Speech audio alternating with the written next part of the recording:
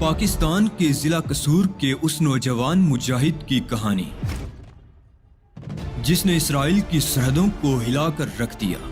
اسلام کی بقا کی جنگ لڑنے والے اس مجاہد کی طویل داستان سننے سے پہلے چینل کو سبسکرائب کیجیے تاکہ کہانی کی تمام ترقصات آپ تک ہمیشہ پہنچتی رہیں۔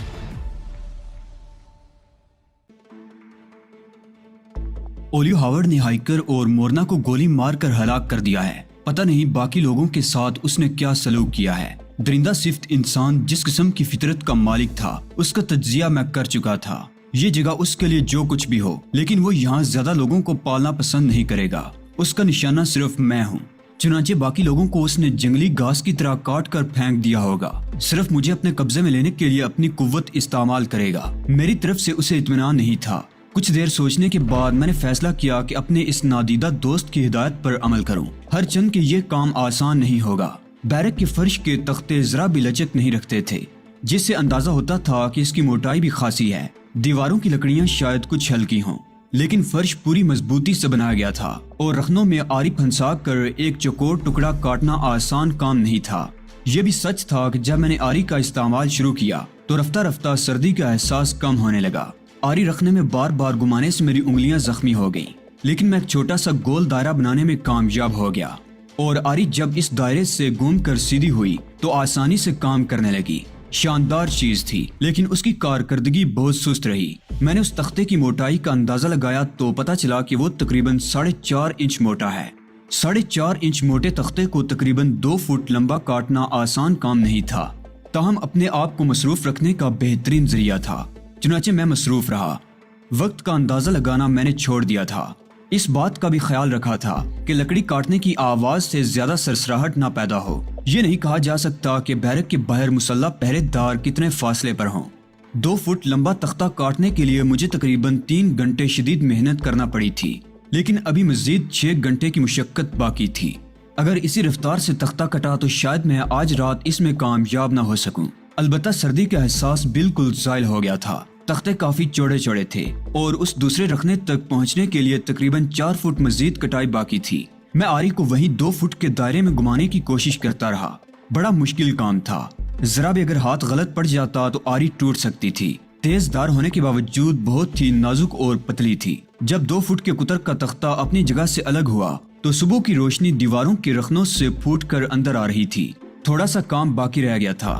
تختہ اب برائے نام فرش سے جڑا ہوا تھا۔ باہر قدموں کی آوازیں سنائی دینے لگی، کبھی کبھی بولنے کی آوازیں بھی آتی اور میں اپنا کام روک دیتا۔ میرا نادیدہ دوست دوسری رات مجھ سے ملنے کا وعدہ کر کے گیا تھا۔ میں نے بڑی احتیاط سے تختے کے خلا کو برابر کیا، آری ایک محفوظ جگہ چھپا دی اور وہیں لیٹ گیا۔ ساری رات کی سخت جاں کوشی سے بدن کا جوڑ جوڑ دکھ رہا تھا۔ نیند چونکہ ایک لمحے کو بھی نہیں لی گئی تھی، اس لیے آنکھوں میں جلن ہو رہی تھی۔ بہر صورت میں لیٹا رہا اور اس وقت چونکا جب بیرک کا دروازہ کھلنے کی آواز سنائی دی۔ اس کے ساتھ ہی اندر روشنی کی یلغار ہوئی۔ تیز روشنی نے میری آنکھیں بند کر دی تھی۔ غالباً یہ میرے لیے ناشتہ لانے والے تھے۔ کئی آدمی تھے۔ ایک نے آگے بڑھ کر کرخت لہجے میں کہا، اٹھ جاؤ، بہت دیر ہوئی، صبح ہو چکی ہے۔ میں نے آنکھیں پھاڑ پھاڑ کر اسے دیکھا۔ اس نے ایک ٹرے میرے سامنے رکھ دی تھی۔ اس میں چند ٹوسٹ اور چائے کا ایک مگ رکھا ہوا تھا۔ ناشتہ کر لو، اس شخص نے اسی کرخت لہجے میں کہا اور واپسی کے لیے مڑ گیا۔ دروازہ پھر بند ہو گیا۔ چائے کی ہلکی ہلکی بھاپ مگ سے اٹھ رہی تھی۔ رات کی شدید سردی سے گزرنے کے بعد چائے کا مگ ایسا نہیں تھا جسے ایک لمحے کے لیے بھی نظر انداز کیا جا سکتا۔ چنانچہ میں بھوکے عقاب کی طرح اس پر چپٹا اور تیز گرم چائے حلق میں اتارنے لگا۔ اس چائے نے میرے بدن میں گھسی ہوئی سردی کو کافی حد تک زائل کر دیا۔ توست میں نے نہیں چھوئے کیونکہ کوئی خاص بھوک بھی نہیں لگ رہی تھی۔ چائے سے فارغ ہونے کے بعد میں بیٹھا آنے والے حالات کا انتظار کرنے لگا۔ کوئی خاص بات ذہن میں نہیں آ رہی تھی۔ مختلف موہوم سے خیالات منڈلا رہے تھے۔ اس طرح دوپہر ہو گئی۔ اس وقت جو کھانا میرے لیے آیا وہ قدرے بہتر تھا اور پھر بھوک بھی لگ رہی تھی۔ میں نے پیٹ بھر کر کھایا۔ دن بھر غنودگی طاری رہی۔ شام ہوئی اور پھر رات آئی۔ کھانا لانے والوں کے علاوہ پورا دن کسی اور سے سامنا نہیں ہوا۔ مجھے کچھ علم نہیں تھا کہ اولیو ہاورڈ کیا چکر چلا رہا ہے یا میرے ساتھیوں کا کیا حشر ہوا۔ اس شخص کے بارے میں تجسس تھا جو پچھلی رات کو عجیب و غریب انداز میں مجھ سے ہم کلام ہوا تھا اور جس کی تحریک پر میں رات بھر کام کرتا رہا تھا۔ کسی حد تک کامیابی ہوئی تھی۔ اس سے میرا حوصلہ بڑھا تھا اور میں سوچ رہا تھا کہ اس رات بھی اتنی ہی محنت کرنا پڑی تو شاید مجھے اس میں کوئی خاص دقت نہیں ہوگی۔ اندازے کے مطابق رات کا نصف پہر گزرا ہوگا۔ سردی حسب معمول شباب پر تھی اور بیرک کے رخنوں سے یک بستہ ہوا حملہ آور ہو رہی تھی کہ پھر اسی طرح فرش کے نیچے سے کھٹ کھٹ کی آواز آئی۔ میں جلدی سے اٹھ کر بیرک کے دروازے پر گیا اور کان لگا دیے۔ باہر مکمل خاموشی تھی، سناٹے کا راج تھا۔ قدموں کی چاپ یا باتیں کرنے کی آواز بھی سنائی نہیں دے رہی تھی۔ اس کا مطلب تھا کہ پہرے دار آرام کر رہے تھے۔ البتہ رخنوں سے جھانکنے پر اندازہ ہوا کہ یہاں سرچ لائٹ لگائی گئی تھی جو کسی بلند ٹاور پر گھوم رہی تھی۔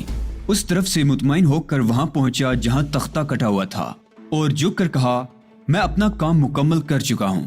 ٹھیک ہے۔ غالباً تم دروازے کی طرف جا کر باہر کی آہٹیں لے رہے تھے۔ نیچے سے آواز آئی۔ ہاں، میں نے تمہارے قدموں کی چاپ سے یہ بات محسوس کر لی تھی، جواب ملا۔ اس کے بعد کٹے ہوئے تختے کے نچلی طرف زور لگایا جانے لگا۔ وہ ٹکڑا تھوڑی سی دقت کے بعد اوپر نکل آیا۔ پھر اس میں سے ایک شخص کا سر برآمد ہوا اور آہستہ آہستہ سر اوپر ابھرتا گیا۔ پھر 2 ہاتھ خلا کے کناروں پر جم گئے اور چند ثانیے بعد ایک دبلا پتلا شخص باہر نکل آیا۔ اس کے چہرے پر بکھرے ہوئے جاڑ جنکار سے اس کی عمر کا صحیح اندازہ لگانا مشکل تھا۔ گول گول سرخ آنکھیں، پتلے پتلے بینچے ہوئے ہونٹ، بے تحاشا بڑی ہوئی داڑھی مونچھ۔ دیکھنے میں تو وہ کوئی عجیب الخلقت لگتا تھا۔ پیشانی اور ہونٹوں کی بناوٹ سے پتہ چلتا تھا کہ بڑا سنگ دل ہے۔ جسم چھریرا تھا لیکن پھرتیلا نظر آتا تھا۔ وہ مسکرا کر میری طرف ہاتھ بڑھاتا ہوا بولا، قبر والا۔ میں نے بھی مسکرا کر اس کا ہاتھ اپنے ہاتھ میں لے لیا اور آہستہ سے کہا، یہ تمہارا نام تو نہ ہوا نا؟ ہاں، یہ میرا نام نہیں ہے، لیکن بہتر ہوگا کہ نام کے چکر میں نہ پڑو۔ اس نے بدستور مسکراتے ہوئے کہا، تمہارے بارے میں پورے 24 گھنٹے سوچ کر گزارے ہیں۔ قدرتی بات ہے، تم نے کہا تھا کہ ملاقات ہونے پر تم اپنے بارے میں بتاؤ گے۔ میں صرف تمہیں تمہارے بارے میں بتا سکتا ہوں مسٹر علی یار خان، اس نے آہستہ سے کہا۔ خوب، میرے بارے میں جس قدر مجھے معلوم ہے، اس کے علاوہ کچھ بتاؤ گے تم؟ میں نے سوال کیا۔ نہیں، ظاہر ہے اس سے زیادہ تو کوئی بھی نہیں جانتا ہوگا۔ میں بھی تفصیل سے تمہارے بارے میں نہیں جانتا، لیکن میرے سپرد یہ ذمہ داری میرے ایک ایسے دوست نے کی ہے جس کے احسانات سے میرا رواں رواں بندھا ہوا ہے۔ کمال ہے، کون ہے وہ؟ میں نے پوچھا۔ مسٹر ایڈلر، اس نے جواب دیا اور میں اچھل پڑا۔ چند لمحے خاموش رہنے کے بعد میں نے کہا، کیا ایڈلر نے تمہاری ڈیوٹی یہ لگائی ہے کہ تم اس بیرک میں داخل ہو کر مجھے قتل کر دو؟ نہیں میرے دوست، مسٹر ایڈلر تو یوں سمجھو کہ محبت کا سمندر ہے۔ ہاں، میں بھی سمندر میں غوطے لگا چکا ہوں، میں نے کسی قدر تمسخرانہ لہجے میں کہا۔ میں تمہارے لہجے اور الفاظ پر غور کرنے کی پوزیشن میں نہیں ہوں۔ یہ صرف اتفاق تھا کہ مسٹر ایڈلر نے مجھے دیکھا اور میں نے بھی انہیں دیکھ لیا۔ ہم دونوں نے ایک دوسرے کو پہچان لیا اور ہمیں باتیں کرنے کا موقع مل گیا۔ جانتے ہو مسٹر ایڈلر نے مجھ سے کیا کہا؟ انہوں نے کہا کہ اس بیرک میں ایک ایسا شخص قید ہے جو ان کے لیے بہت زیادہ اہمیت رکھتا ہے۔ میں ان کا ایک زبانی پیغام اس شخص تک پہنچا دوں اور جس طرح بھی ممکن ہو سکے اس کی مدد کروں۔ انہوں نے مجھے تمہارا نام علی یار خان ہی بتایا تھا۔ بتاؤ، کیا انہوں نے غلط کہا تھا؟ نہیں، میں نے بے اختیار کہا۔ میری سمجھ میں کچھ نہیں آ رہا تھا، میں چکرا سا گیا تھا۔ وہ کہنے لگا، مسٹر ایڈلر نے مجھے زیادہ تفصیلات نہیں بتائیں کیونکہ آرگو مائن کے قید خانے میں کوئی غیر متعلق شخص اتنی دیر گفتگو نہیں کر سکتا تھا، لہٰذا انہوں نے صرف اتنا کہا کہ اس بیرک میں موجود ایک قیدی ان کے لیے بڑی اہمیت رکھتا ہے۔ وہ تو کچھ دیر کے بعد یہاں سے چلے جائیں گے، لیکن اس قیدی کے لیے وہ سخت پریشان ہیں۔ تب میں نے انہیں بتایا کہ اگر وہ اس قیدی کی آزادی چاہتے ہیں تو میں اس سلسلے میں اس کی مدد کر سکتا ہوں۔ انہوں نے نہایت مختصر الفاظ میں میرا شکریہ ادا کرتے ہوئے کہا کہ اگر میں یہ کام کر سکوں تو وہ ہمیشہ میرے احسان مند رہیں گے۔ حالانکہ بات ایسی نہیں ہے مسٹر علی یار خان، زندگی بھر تو میں ان کا احسان مند ہوں۔ کچھ ایسے ہی معاملات تھے جن کی تفصیل تمہیں بتانا ضروری نہیں ہے۔ تو مسٹر ایڈلر نے کوئی پیغام دیا ہے میرے لیے؟ میں نے اس پراسرار شخص کو بغور دیکھتے ہوئے پوچھا۔ ہاں، پیغام نوٹ کرو۔ مسٹر ایڈلر نے جو الفاظ تمہارے لیے میرے پاس بطور امانت رکھوائے تھے وہ کچھ یوں ہیں۔ ڈیئر مسٹر علی، دوران سفر ہماری ملاقات بہت دلچسپ رہی۔ بدقسمتی یہ رہی کہ ہم آپس میں اس حیثیت میں براہ راست نہیں مل سکے جس میں ہمیں ملاقات کرنا تھی۔ تمہیں یہ سن کر یقیناً خوشی ہوگی کہ جس مشن کی تکمیل کے لیے تم اس جہاز میں سفر کر رہے تھے وہ بخیر و خوبی انجام پائے گا۔ حالات نے ہم دونوں کی مدد کی ہے۔ میرے کچھ دشمن یا وہ لوگ جنہیں میں نے اس سفر کے دوران میں اور اس حادثے کے بعد اپنا دشمن بنا لیا تھا، میرے بہترین معاون ثابت ہوئے۔ جب اولیو ہاورڈ نے اپنے نائب ریکسن سے تمام لوگوں کے بارے میں تفصیلات معلوم کی تو کسی کو یہ گمان بھی نہیں ہو سکا کہ وہ شخص جس نے ابتدا ہی سے قابل نفرت کردار ادا کیا ہے کسی طور بھی علی یار خان کا دوست ہو سکتا ہے۔ ممکن ہے تم میرے بارے میں کوئی اندازہ لگانے میں کامیاب ہو چکے ہو، اور اگر نہیں تو سنو، میں ہی وہ شخص ہوں جو اس کانفرنس کی کامیابی کے لیے اس طیارے سے سفر کر رہا تھا۔ میں نے انتہائی کوشش کر کے اپنی پوزیشن محفوظ رکھی۔ سنا گیا ہے کہ جو لوگ ان معاملات سے غیر متعلق ہیں انہیں اسپین پہنچا دیا جائے گا اور وہاں انہیں مراد دی جائیں گی کہ وہ جہاں روانہ ہونا چاہتے ہوں چلے جائیں۔ چنانچہ تمہاری کاوشیں برابر ہوئیں اور میں ابھی تک زندہ ہوں۔ میں نے محسوس کیا کہ کسی کی نگاہوں میں میری کوئی اہمیت نہیں، اس لیے مجھے ایک عام سا آدمی سمجھ کر چھوڑ دیا جائے گا اور کل اپنی منزل پر پہنچ جاؤں گا۔ مجھے انتہائی دکھ ہے کہ تم سے میری دشمنی تمہاری راہ میں رکاوٹ بنی، لیکن میرے عزیز، ان حالات میں خود کو بے بس پاتا ہوں اور نہایت دکھ سے کہتا ہوں کہ میں اس موقع پر تمہاری کوئی مدد نہیں کر سکتا۔ ہاں، جب میں میٹنگ میں شریک ہوں گا تو سب سے پہلے تمہارے بارے میں تفصیلات بتاؤں گا اور بھرپور کوشش کروں گا کہ کسی طرح تمہیں اس قید سے نجات دلائی جا سکے۔ خدا کرے تم اس وقت تک زندہ رہو۔ میری نیک تمنائیں تمہارے ساتھ ہیں۔ تمہارا دوست ایڈلر۔ جاڑ جنکار جیسا چہرہ رکھنے والے شخص نے یہ الفاظ اسی طرح دہرائے جیسے وہ کوئی تحریر پڑھ رہا ہو۔ بہترین یاداشت کا مالک تھا، لیکن اس کے یہ الفاظ میرے لیے بارودی دھماکے کی مانند تھے اور میرا ذہن ہر لفظ پر شدید سنسنی محسوس کر رہا تھا۔ ہوش و حواس کچھ دیر کے لیے ساتھ چھوڑ گئے تھے۔ یقین نہیں آتا تھا کہ جو کچھ کہا گیا ہے سچ ہے۔ ایڈلر تو ایک متنازع شخصیت کا مالک تھا۔ ابتدا ہی سے اس نے اپنے بارے میں ایسے غلط تاثرات ظاہر کیے تھے کہ میں اس کی بلائی کی طرف متوجہ ہی نہیں ہو سکا تھا، بلکہ حقیقت یہ تھی کہ میں نے اسے اس کی فطرت کی وجہ سے طرح طرح سے ذکر پہنچانے کی کوشش کی تھی۔ البتہ یہ جان کر میری مسرت کا کوئی ٹھکانہ نہ رہا تھا کہ مسٹر ہائیکر اور مورنا وہ لوگ نہیں تھے جن کے بارے میں اولیو ہاورڈ کو یہ یقین تھا کہ یہ وہی ہیں جنہیں میں حفاظت سے منزل تک پہنچانا چاہتا ہوں۔ دونوں بیچارے ٹھیک ٹھاک لوگ تھے، اور اگر میرے اندازے کے مطابق انہیں ہلاک کر دیا گیا تھا تو وہ بے گناہی موت کا شکار ہو گئے۔ پراسرار شخص غور سے میری شکل دیکھ رہا تھا، لیکن اس کے انداز میں تشویش کی کوئی بات نہیں تھی۔ جیسا کہ اس نے کہا تھا کہ وہ صرف اتفاقیہ طور پر ہی میرے لیے پیغام رساں بن گیا تھا، تو اس لحاظ سے اس شخص کو میری کیفیت کا بھی کوئی اندازہ نہ ہوا ہوگا۔ بہرکیف میں نے خود کو سنبھالا اور ممنون نگاہوں سے اسے دیکھتے ہوئے کہا، دوست، تم نے مجھے اپنا نام نہیں بتایا، حالانکہ میں تمہارے لیے بالکل بے ضرر ہوں، تاہم میں تمہیں اس کے لیے مجبور نہیں کروں گا۔ تمہارے اس پیغام پہنچانے پر میں تمہارا بے حد شکر گزار ہوں، اور اب جو سوالات میرے ذہن میں چبھ رہے ہیں اگر تم ان کی وضاحت کر دو تو میں تمہارا مزید شکر گزار ہوں گا۔ ہاں کیوں نہیں، کہو کیا پوچھنا چاہتے ہو؟ یہ علاقہ کون سا ہے؟ آرگو مائن کہلاتا ہے، اسپین کا ایک نواحی علاقہ ہے۔ یہ قید خانہ اسپین کی حکومت کا ہے۔ اوہ، تو اس کا مطلب ہے کہ ہم لوگ اسپین میں ہیں۔ ہاں، تم یہاں کس سلسلے میں قید ہو؟ بے شمار سلسلے ہیں، اس بات کو جانے دو۔ تم یہ بتاؤ کہ تمہارے لیے اور کیا کر سکتا ہوں؟ اگر تم سگریٹ کے عادی ہو تو میں سگریٹ لایا ہوں۔ نہیں شکریہ، میں سگریٹ نہیں پیتا، پینا مناسب بھی نہ ہوگا۔ سگریٹ کا پیکٹ میرے پاس سے برآمد ہونے سے وہ لوگ میری طرف سے مشکوک ہو جائیں گے۔ اب تم میرے دوسرے سوال کا جواب دو، اس بیرک کے نیچے کیا ہے؟ خلا، بالکل خلا۔ بیرک کا یہ فرش زمین سے تقریباً 4 فٹ اونچا ہے اور اس کے نیچے نہایت ناہموار پتھروں اور جھاڑیوں سے پر زمین ہے۔ تم یہاں تک کیسے پہنچے؟ کیا اس قید خانے کے اطراف میں پہرا سخت نہیں ہے؟ آرگو مائن کے قید خانے میں خطرناک ترین قیدی رکھے جاتے ہیں، وہ جو سیاسی ہوتے ہیں یا وہ جن سے ڈر رہتا ہے کہ وہ کسی بھی لمحے کوئی خطرناک حرکت کر سکتے ہیں، اس لیے یہاں پہرا شدید ہے۔ تو پھر تم یہاں کیسے پہنچے؟ میری بات نہ کرو دوست، میں سانپ ہوں، سمجھے؟ میں سانپ ہوں، زمینوں کا مسافر۔ زمین کی گہرائیاں مجھے راستہ دیتی ہیں، چنانچہ ان گہرائیوں سے گزر کر ہی میں تم تک آیا ہوں۔ سرنگ، میں نے مانی خیز نگاہوں سے اسے دیکھتے ہوئے پوچھا۔ ہاں، میں نے اور میرے چند ساتھیوں نے بنائی ہے، ہم انہی سرنگوں کے ذریعے ایک دوسرے سے رابطہ قائم کرتے ہیں۔ دلچسپ بات یہ ہے کہ تم سے پہلے اس بیرک میں ہمارا ایک ساتھی قید تھا، اور یہ سرنگ ہم نے یہاں تک اسی لیے کھودی تھی کہ اس ساتھی سے رابطہ قائم کر سکیں، لیکن وہ جلد بازی میں ان لوگوں کے ہاتھوں مارا گیا اور یہ بیرک خالی ہو گئی۔ یہ صرف اتفاق ہے کہ تمہیں یہاں لا کر بند کیا گیا، اور یہ بھی محض اتفاق تھا کہ مسٹر ایڈلر نے تمہارے سلسلے میں مجھ سے رابطہ قائم کیا۔ اب تمہیں اندازہ ہو گیا ہوگا کہ میں یہاں کیسے پہنچ گیا، لیکن یہ سرنگ تم لوگوں نے صرف آپس میں رابطہ قائم کرنے کے لیے بنائی ہے یا فرار کا ارادہ رکھتے ہو؟ زمین کا سفر اس وقت کیا جاتا ہے جب اوپر کا سفر ممکن نہیں ہوتا۔ ہم لوگوں نے پہلے ایک دوسرے سے رابطہ قائم رکھنے کے لیے یہ سب کچھ کیا تھا، اور اس کے بعد ہماری مشترکہ کوششیں یہی رہی کہ اس سرنگ کو دور تک لے جائیں اور یہاں سے نکلنے کا راستہ بنا لیں۔ تمہارا یہ کام ابھی نامکمل ہے؟ ہاں، ابھی اس میں تقریباً 2 یا 3 ہفتے مزید لگیں گے۔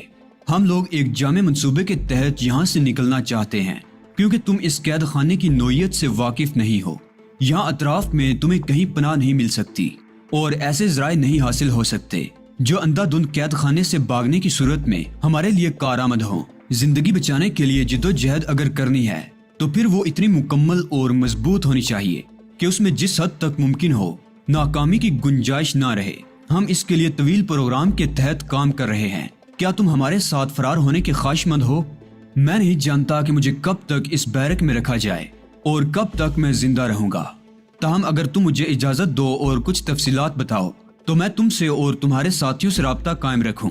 ابھی نہیں، ابھی تو تم اس بیرک میں نئے ہو۔ اگر مسٹر ایڈلر کی ہدایت نہ ہوتی تو میں کسی بھی قیمت پر کسی نئے آدمی کو اپنے بارے میں نہ بتاتا۔ میں نے تو اپنے دوسرے ساتھیوں تک کو تمہارے بارے میں تفصیل نہیں بتائی ہے، ورنہ وہ ناراض ہو جاتے، کیونکہ ان میں سے کسی کو تم سے کوئی دلچسپی نہیں ہے۔ میں جانتا ہوں، سمجھ رہا ہوں، لیکن تم مجھے بھی اپنے ساتھیوں میں شامل کر لو۔ ان لوگوں کو تم جس طرح مطمئن کر سکتے ہو کرو۔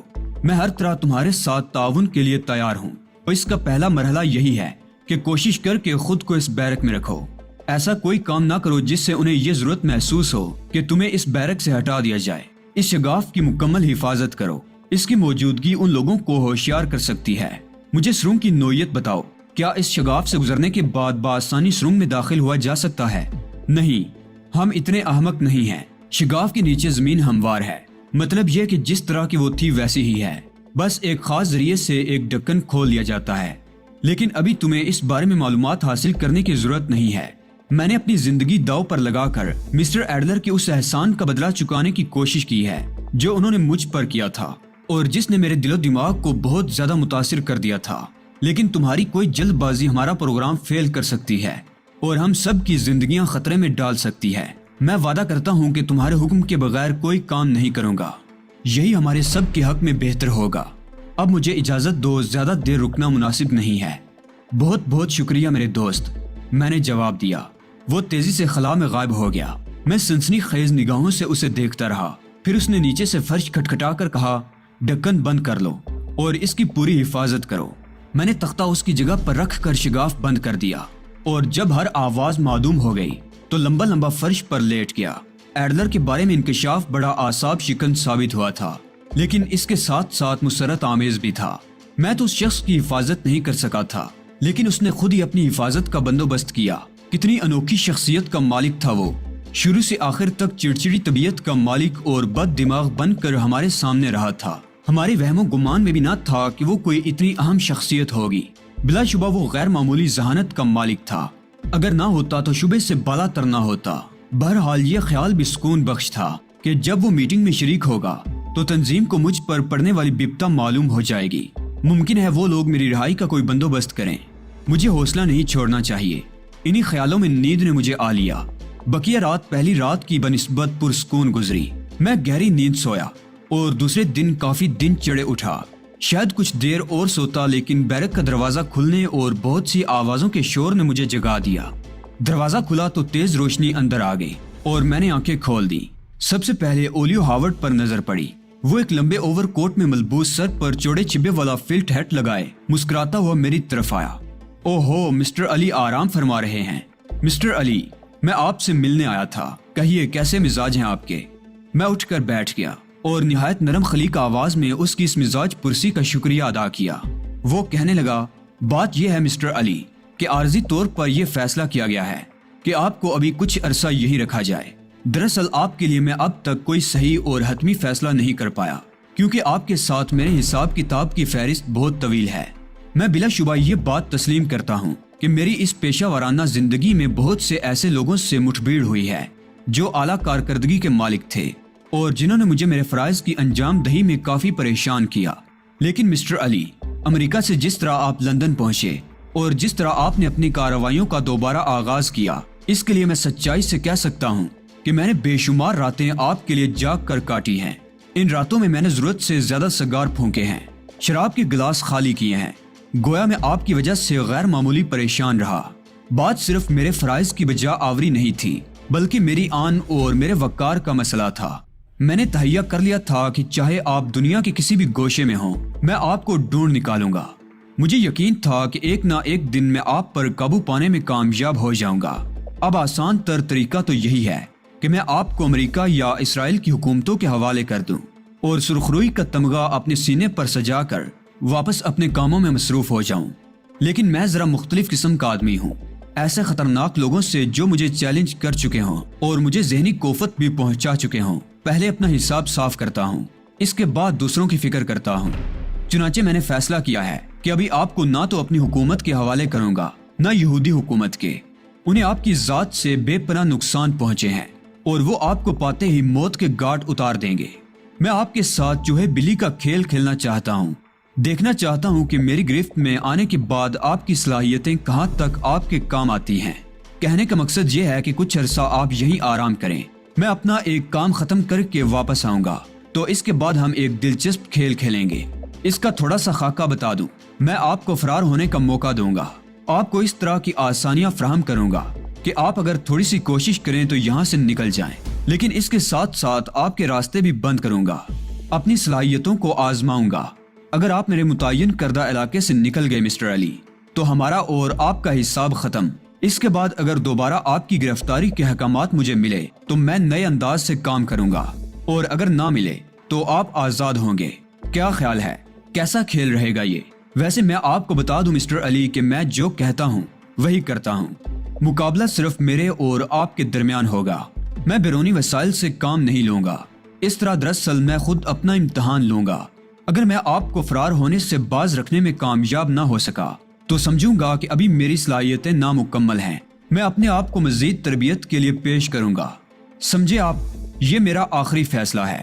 اولیو ہاورڈ ٹہل ٹہل کر بڑے مطمئن انداز میں یہ لمبی چوڑی تقریر کر رہا تھا۔ اس کے چہرے سے بھرپور طمانینت عیاں تھی، آنکھوں میں وہی شیطانی چمک ناچ رہی تھی جسے دیکھ کر میں نے محسوس کیا تھا کہ وہ دنیا کا مانا ہوا خبیث ہے۔ اس وقت میرا دل بری طرح دھڑک رہا تھا۔ وہ فرش کے کٹے ہوئے تختے کے آس پاس ٹہل رہا تھا، کئی بار اس کا پاؤں اس تختے پر پڑتے پڑتے بچا تھا، تاہم میں نے اپنے چہرے سے کسی قسم کا اضطراب ظاہر نہیں ہونے دیا۔ اس نے مجھ سے پوچھا، اس سارے پروگرام کے بارے میں آپ کی کیا رائے ہے مسٹر علی؟ میں نے پہلی بار ہونٹ ہلایا اور مسکرا کر بولا، مسٹر ہاورڈ، میں نے کبھی آپ کو کم تر نہیں سمجھا۔ میں جانتا ہوں کہ آپ حکومت امریکہ کے ایک خاص محکمے میں ایک اہم عہدے پر فائز ہیں۔ ظاہر ہے ایک ایسا شخص معمولی حیثیت کا حامل تو نہیں ہو سکتا۔ اس سے پہلے میں جو کچھ کرتا رہا ہوں اس میں مجھے کامیابی نصیب ہوئی ہے۔ اب اگر کامیابی آپ کو نصیب ہو جائے تو تقدیر کے لکھے کو کیسے مٹا سکتا ہوں؟ جانے سے قبل آپ سے کچھ اور سوالات کرنا چاہتا ہوں مسٹر علی، کیا آپ مخلصانہ طور پر مجھے ان کا جواب دیں گے؟ یہ تو سوالات کی نوعیت پر منحصر ہے۔ میں نے جواب دیا، امریکہ میں آپ کے مددگار کون تھے؟ وہ لوگ کون تھے جنہوں نے انتہائی جانفشانی سے کام لیتے ہوئے سان فرانسسکو، ہالی ووڈ، لاس اینجلس میں آپ کو امداد بہم پہنچائی؟ آپ صرف قانون کے طالب علم تھے۔ میں نے آپ کے بارے میں پوری معلومات حاصل کی ہے مسٹر علی۔ یوں سمجھے کہ اپنے بچپن سے لے کر جوانی تک کے واقعات آپ کے ذہن سے نکل چکے ہوں گے، لیکن میرے پاس ان کی پوری رپورٹ موجود ہے۔ میں اس رپورٹ پر متخیر بھی ہوا ہوں کیونکہ اس میں کہیں بھی مجھے آپ کی مجرمانہ تربیت کا نشان نہیں ملتا، یعنی جرائم آپ کی زندگی میں کبھی داخل نہیں ہوئے۔ پھر یہ کیسے ممکن ہوا کہ قانون کا ایک ذہین طالب علم جو اپنا شاندار تعلیمی ریکارڈ رکھتا ہے جرائم کی دنیا میں اس قدر کامیاب ہوا؟ آخر اس کی کیا وجہ ہے؟ مسٹر ہاورڈ، جسے آپ نے جرائم کی دنیا کہا ہے، وہ صرف ایک مقصد کا حصول تھا جس نے مجھے عمل کی جانب راغب کیا۔ جب آپ کو میرے بارے میں تمام تفصیلات معلوم ہو چکی ہیں تو آپ کو یہ بھی معلوم ہوگا کہ میرا تعلق ایک ایسے مسلمان گھرانے سے ہے جہاں دین و مذہب کو تمام دنیاوی چیزوں پر مقدم سمجھا جاتا ہے۔ آپ کو یہ بھی ضرور معلوم ہو گیا ہوگا مسٹر ہاورڈ کہ جب بھی ہم پر کوئی بیرونی قوت مسلط ہوئی تو ہم نے زندگی کو بالکل نظر انداز کر دیا اور اپنی ہر سانس کو ایک مقصد بنا لیا۔ انسان جب اپنی زندگی کو کسی مقصد، کسی مشن کے سپرد کر دے تو اس کی ذات میں وہ تمام صلاحیتیں خود بخود پیدا ہو جاتی ہیں جو اسے کٹھن سے کٹھن حالات میں عمل پذیر رکھتی ہیں۔ میں اپنے بارے میں صرف اتنا ہی کہہ سکتا ہوں، چلو ٹھیک ہے، میں نے مان لیا اور دل سے مان لیا کیونکہ ماضی اس بات کی گواہی دیتا ہے۔ لیکن تم نے میرا وہ سوال گول کر دیا، وہ کون لوگ تھے جنہوں نے امریکہ میں تمہاری مدد کی؟ مسٹر ہاورڈ، ظاہر ہے یہ بات آپ کے علم میں آ چکی ہے کہ میں قانون کا ایک بے بس طالب علم تھا۔ ایبرن ہال میں جو کچھ کہا جا رہا تھا وہ غلط تھا۔ اور میں نے اسے تسلیم نہیں کیا اور حقیقت حال کھل کر بیان کر دی۔ اس کے بعد میری ملی غیرت کو للکارا گیا۔ یہودی نوجوانوں نے شرمناک طور پر میری ایک ہم وطن لڑکی کو قتل کر دیا۔ اس قتل کا انتقام لینے کے لیے میں نے جو کچھ کیا وہ صرف ایک جذبہ تھا۔ اس جذبے کی تکمیل کے دوران مجھے کچھ لوگوں سے مدد بھی لینی پڑی، لیکن وہ لوگ قابل ذکر نہیں ہیں۔ ہاورڈ کے ماتھے پر بل پڑ گئے۔ بولا، غلط کہہ رہے ہو دوست، غلط کہہ رہے ہو۔ اولیو ہاورڈ کے پنجے سے کسی کا نکل جانا آسان بات نہیں۔ میں جانتا ہوں کہ کون لوگ تمہارے پشت پناہ تھے، لیکن افسوس میں ان کے بارے میں ٹھوس ثبوت نہیں حاصل کر سکا۔ تم اگر ان کا نام نہیں لینا چاہتے تو نہ لو، لیکن میرا دعویٰ ہے کہ جب میں تمہیں تمہارے کھیل میں ناکام بنا کر موت کے گھاٹ اتاروں گا تو تمہارے دوست تمہارے ہم سفر ہوں گے۔ میرے اس عہد کو یاد رکھنا۔ ہاورڈ کی آنکھوں میں خون کی سرخی لہرانے لگی۔ کوشش کے باوجود وہ اپنے جوش کو نہیں دبا سکا تھا۔ اس کی مٹھیاں بنجھی ہوئی تھی اور قدموں میں دمک پیدا ہو گئی تھی۔ دفعتاً میرا دل اچھل کر حلق میں آ گیا۔ اس کا پاؤں کٹے ہوئے تختے کے حصے پر پڑ گیا۔ تختہ ایک طرف سے نیچے جھک گیا اور وہ ساکت کھڑا رہ گیا۔ اس کے چہرے کے تاثرات ایک دم بدل گئے۔ اس نے خونی نگاہوں سے مجھے دیکھا اور پھر فرش پر بیٹھ کر تختے کو دیکھنے لگا۔ او مائی گاڈ! فرار! اتنی جلدی، اتنی تیزی سے یہ سب کچھ! وہ گلا پھاڑ کر چلایا اور اپنے آدمیوں کو پاس بلا لیا۔ چند لمحوں میں چکور شگاف پر سے تختہ ہٹا لیا گیا۔ ہاورڈ نے اس خلا میں داخل ہونے کی کوشش کی، لیکن اپنے چوڑے چکلے بدن کی وجہ سے وہ اس کوشش میں کامیاب نہ ہو سکا۔ تب اس نے چیخ کر اپنے آدمیوں سے کہا، اس میں اتر جاؤ اور باہر نکلنے کی جگہ تلاش کرو۔ چند دبلے پتلے آدمی یکے بعد دیگرے شگاف میں نیچے اتر گئے۔ میرے اعصاب پتھرا گئے تھے۔ اپنے آپ کو تو میں ہر طرح کے حالات کے لیے تیار رکھتا تھا، لیکن مجھے دوسروں کی فکر تھی۔ وہ بیچارے میری وجہ سے پھنس گئے تھے، جو نہ جانے کب سے یہاں سے فرار کی کوششوں میں مصروف تھے۔ ہاورڈ شدید غصے سے کپ کپا رہا تھا۔ اس کی آنکھیں مجھ پر انگارے برسا رہی تھی۔ پھر اس نے غراق کر اپنے آدمیوں سے کہا، اس تختے کو کاٹنے کی آری تلاش کرو۔ سب لوگ اس کام میں لگ گئے۔ یہ میری اور میرے مددگار دونوں کی غلطی تھی کہ ہم نے کام ختم ہونے کے بعد آری کہیں پھینک نہیں دی تھی۔ وہ اتنی چھوٹی سی چیز بھی نہیں تھی کہ اسے تلاش نہ کیا جاتا۔ چند منٹوں میں آری ہاورڈ کو پیش کر دی گئی۔ خاص طور سے بنائی گئی ہے۔ اس نے آری کو غور سے دیکھتے ہوئے کہا، پھر میری طرف رخ کر کے بولا، یہ تمہارے پاس کیسے پہنچی مسٹر علی؟ اس سوال کو بھی اپنے حساب کے کھاتے میں ڈال لو، اکٹھے ہی حساب کتاب ہو جائے گا۔ میں نے مسکراتے ہوئے کہا، وہ کون لوگ ہیں جو یہاں تمہارے مددگار بنے؟ ہاورڈ بولا، ایک سیارے سے آئے تھے۔ میں نے کہا اور ہنس پڑا۔ ہاورڈ نے میرے تمسخر کا فوری جواب نہیں دیا اور شگاف میں جھانک کر چلایا، کیا تم لوگ فنا ہو گئے؟ نیچے کیا ہے؟ زمین اور جھاڑیوں کی سوا کچھ نہیں ہے سر، نیچے سے جواب ملا۔ ہاورڈ کی پیشانی پر شکنیں ابھر آئیں۔ وہ گہری نگاہوں سے مجھے دیکھ رہا تھا۔ پھر اس نے بڑبڑانے کے انداز میں کہا، ناممکن، قطعی ناممکن۔ تم جیسا ذہین انسان اتنی کچی کوشش نہیں کر سکتا۔ بیرک کے فرش سے نکل کر بھی تم قید خانے کے احاطے تک محدود رہتے۔ بہت سے قیدی کھلے پھرتے ہیں، کوئی یہاں سے نہیں نکل سکتا۔ پھر تمہارا پلان کیا تھا؟ آخر آری کہاں سے آئی؟ اور وہ بھی مقامی۔ وہ اپنے ماتحتوں کی طرف مڑا، جاؤ پال گروش اور گریفن کو بلاؤ۔ کچھ آدمی باہر دوڑ گئے۔ زیادہ دیر نہیں لگی، قید خانے کا انچارج اپنے نائب کے ساتھ آ گیا۔ یہ آری، یہ شگاف، کیا کہتے ہو اس بارے میں؟ ہاورڈ نے ان سے پوچھا۔ دونوں ششدر رہ گئے۔ پھر پال گروش خلا میں اتر گیا۔ تقریباً 5 منٹ کے بعد وہ اوپر آیا اور بولا، کوئی اندازہ نہیں ہوتا سر۔ اس کے لہجے میں پریشانی جھلک رہی تھی۔ قیدیوں میں چینی باشندوں کو تلاش کرو، انہیں یہاں سے منتقل کر دو، بلکہ بہتر ہوگا کہ آئی دوش کے حوالے کر دو۔ یاد رکھو یہ میری امانت ہے جو تمہیں میرے حوالے کرنی ہے۔ یس سر، پال گروش نے جواب دیا۔ ہاورڈ ایک جھٹکے سے مڑ کر دروازے کی طرف چل پڑا۔ دروازے کے قریب وہ ایک لمحے کے لیے رکا اور گرجدار آواز میں بولا، کوئی تشدد نہیں ہوگا، صرف حفاظت کی جائے۔ پھر باہر نکل گیا۔ میں نے اطمینان کا سانس لیا۔ سرنگ دریافت نہیں ہو سکی تھی۔ میرے دل سے یہی دعا نکل رہی تھی کہ سرنگ کا پتہ نہ چل سکے، ورنہ وہ بیچارے مارے جائیں گے۔ رویہ بدل گیا۔ پال گروش ہاورڈ کے ساتھ ہی باہر نکل گیا تھا، لیکن اس کا نائب گریفن وہیں موجود تھا۔ اس نے میرا گریبان پکڑ کر کہا، آری کہاں سے حاصل کی تم نے؟ آسمان سے ٹپکی تھی۔ آسمان سمجھتے ہو؟ میں نے چھت کی طرف انگلی اٹھاتے ہوئے کہا۔ گریفن کے جبڑے بنچ گئے تھے۔ اس نے مجھے ایک زوردار جھٹکا دے کر گریبان چھوڑ دیا اور اپنے آدمیوں سے بولا، اس کے ہاتھوں اور پیروں میں زنجیریں ڈال دو، اتنی وزنی زنجیریں کہ یہ ہل بھی نہ سکے، اور پھر اسے 11 میں منتقل کر دو۔ اس کے حکم کی تعمیل ہوئی۔ زنجیریں واقعی بہت وزنی تھی۔ اور اسی حالت میں مجھے بیرک نمبر 11 میں لایا گیا جو سرچ ٹاور اور قید خانے کے دروازے کے قریب تھی۔ گویا وہ مجھے خطرناک سمجھ کر اپنے سے قریب تر رکھنا چاہتے تھے۔ میرے حیرت انگیز محسن ایڈلر نے میرے ہاتھوں گنا گوں تکلیفیں اٹھانے کے باوجود میرے لیے آسانیاں فراہم کرنے کی کوشش کی تھی، لیکن بس یہ تو تقدیر کے کھیل ہوتے ہیں۔ تقدیر کو یہ گوارا نہیں تھا۔ ہاورڈ کے بارے میں نہیں معلوم ہو سکا کہ وہ یہی ہے یا چلا گیا، لیکن خیال تھا کہ کمبخت جب تک مجھ سے دور رہے گا میرے بارے میں تشویش میں مبتلا رہے گا اور سوچتا رہے گا کہ کہیں میں فرار تو نہیں ہو گیا۔ یہ تازیانے اس کے لیے کافی تکلیف دہ ہوں گے۔ سارا دن گزر گیا۔ آج مجھے کھانے پینے کے لیے بھی نہیں دیا گیا تھا۔ کوئی اور بات بھی نہیں معلوم ہو سکی۔ میرے کان آوازوں کی طرف متوجہ رہے تھے۔ بس یہی خیال تھا کہ کہیں وہ سرنگ نہ دریافت ہو جائے۔ یقیناً سرنگ بڑی محنت سے بنائی گئی ہوگی۔ زمین کی سطح میں شگاف ڈالنے کے باوجود اسے اصل حالت میں رہنے دیا گیا ہوگا، ورنہ اس کے بارے میں فوری اندازہ ہو جاتا۔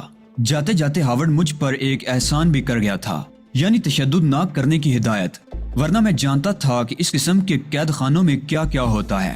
رات ہو گئی۔ جینگروں کا مسلسل شور ابھرنے لگا۔ کہیں دور سے کتوں کے بھونکنے کی آوازیں سنائی دے رہی تھیں۔ میں تھکن سے نڈال ہو کر فرش پر لیٹ گیا۔ خیالات کا ہجوم ذہن پر یلغار کرنے لگا۔ یہ خیال تنہائیوں کے بہترین ساتھی ہوتے ہیں۔ اگر کسی تنہا انسان کے پاس خیالات کا سرمایہ بھی نہ ہو تو واقعی سانس لینا دو بر ہو جائے۔ نہ جانے کتنی دیر اسی طرح گزر گئی۔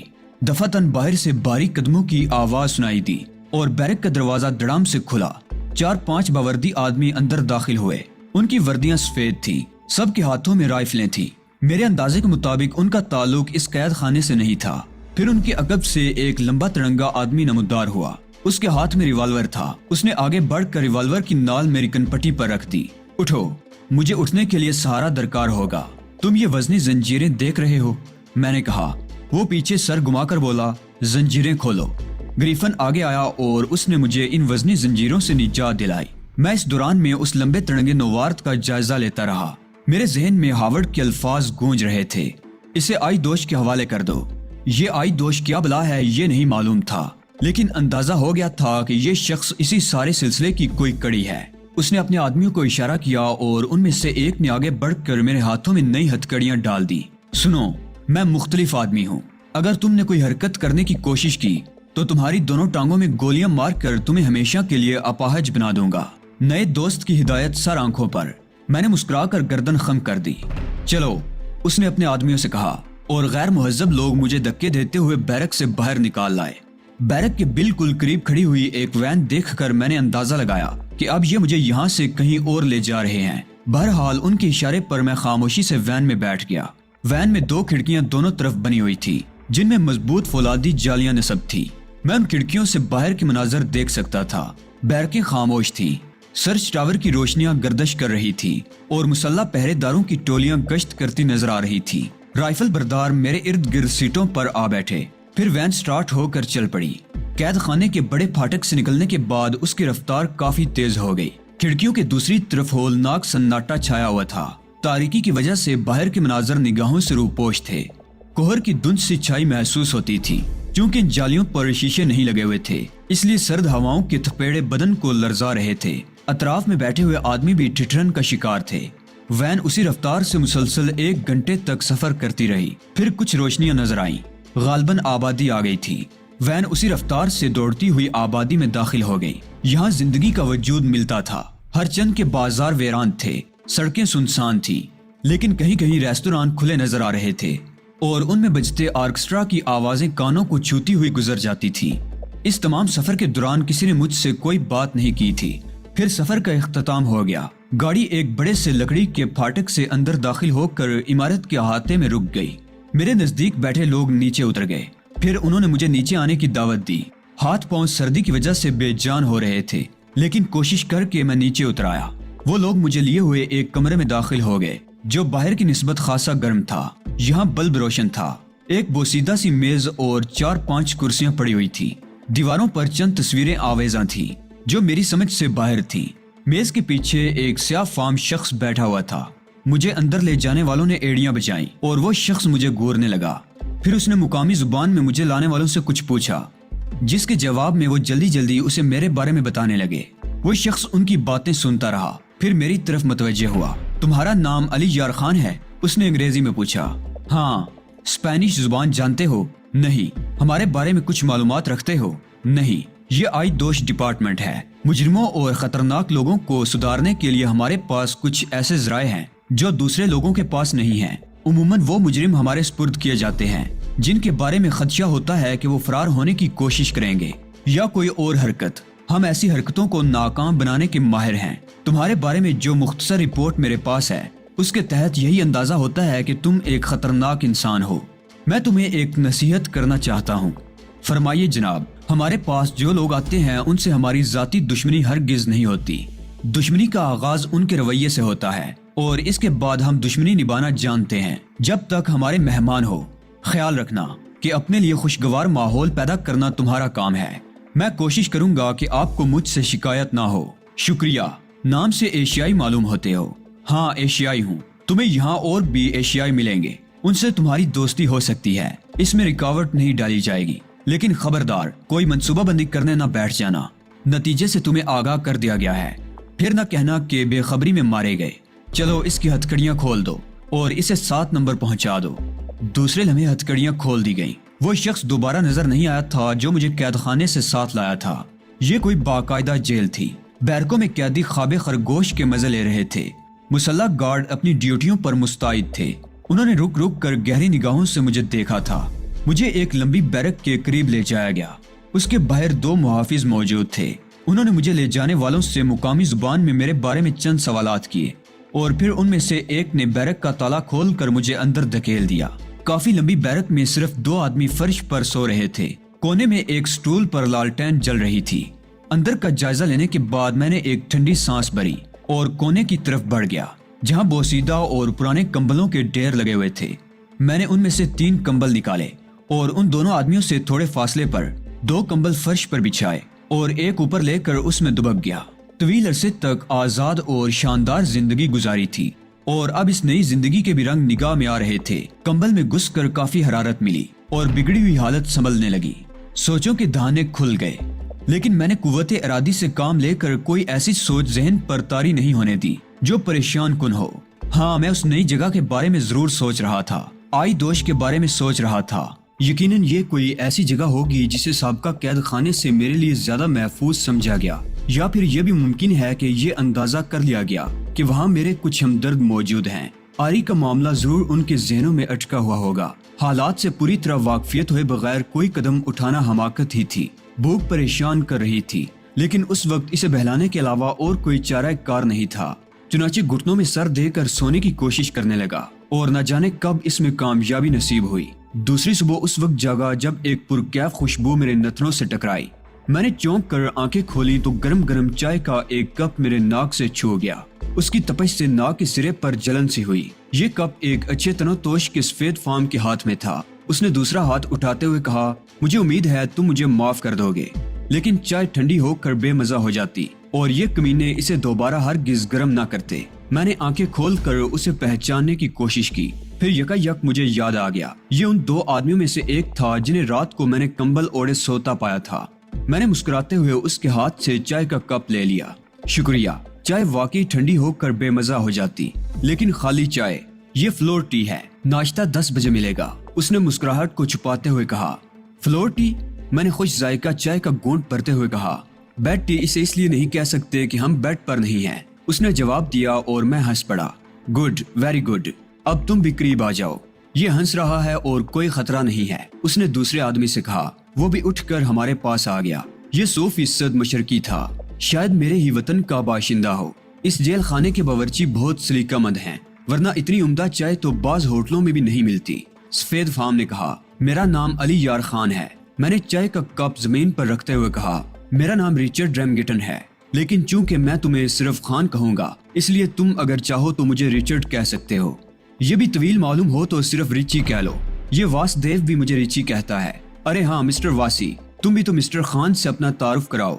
मेरा नाम दासदेव है मिस्टर अली यार खान। ताल्लुक हिंदुस्तान से है, पटना का रहने वाला हूँ। क्या आप भी? मैं पाकिस्तानी हूँ, कसूर का रहने वाला। हम दोनों आंख खुलते ही तुम पर ये रिसर्च करने लगे थे। मैंने तुम्हें एक निगाह देखते ही कह दिया था कि तुम अपने ही इलाके के हो। वासुदेव ने कहा, हाँ रात को तुम दोनों सो रहे थे। तुम किस वक्त आए थे? गालबन 1:30 या 2 बजे का वक्त होगा। उस वक्त तो मैं मैरी सिंगलटन के साथ रक्स की महफिल में शरीक था और मिस्टर सार्त्रे हम दोनों को देखकर शिद्दत गजब से पागल हुए जा रहे थे। रिचर्ड ने कहा, ये मैरी सिंगलटन कौन है? मैंने तो नहीं देखा। मैंने मुस्कुराते हुए कहा, मैंने 8 साल से नहीं देखा तो तुम कहां से देख लेते? 8 साल पहले वो पेरिस में थी। रिचर्ड ने बुरा सा मुंह बनाते हुए कहा, फिर भी तुम उसके साथ रक्स करते रहे थे।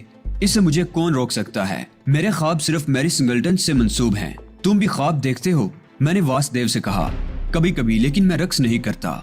जब भी ख्वाब देखता हूँ हफ्तों अफसुर्दा रहता हूँ। वासुदेव ने जवाब दिया, अब ये तुम्हें पटना की कहानी सुनाएगा, अपनी सौतेली माँ के बारे में बताएगा जिसने इसे घर से निकलवा दिया और बुरे रास्तों पर आने के लिए छोड़ दिया। रिचर्ड ने उंगली उठाकर कहा, नहीं रिचर्ड, मैं कोई कहानी नहीं सुनाऊंगा। ये कहानियां मेरी आंखों में ख्वाब जगा देती हैं।